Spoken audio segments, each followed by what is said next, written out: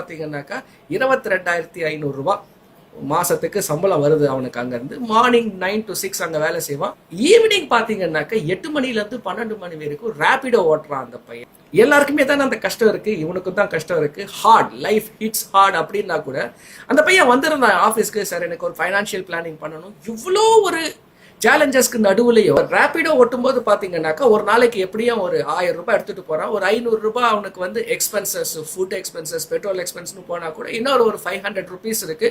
மொத்தத்தில் பார்த்தீங்கன்னாக்கா அவன் வீட்டில் கொடுக்கக்கூடிய ஒரு சேலரி, ஃபேமிலிக்கு கொடுக்கக்கூடிய ஒரு கமிட்மெண்ட் எல்லாத்தையும் அவன் போகிறதுக்கு ஒரு 10,000 ரூபாய் அவனால சேமிக்க முடியுது.